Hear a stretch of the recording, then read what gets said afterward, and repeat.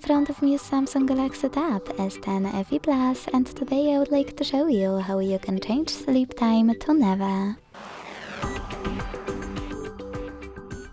All you need to do is open Play Store and download Caffeine app.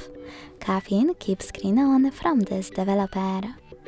When it's ready, launch it, hit OK, and go into Tab menu to edit it. To do that, use this pen at the top. Hit Edit here. Look for Caffeine shortcut under Available buttons and drag it to your current ones. Hit Done twice at the top right corner.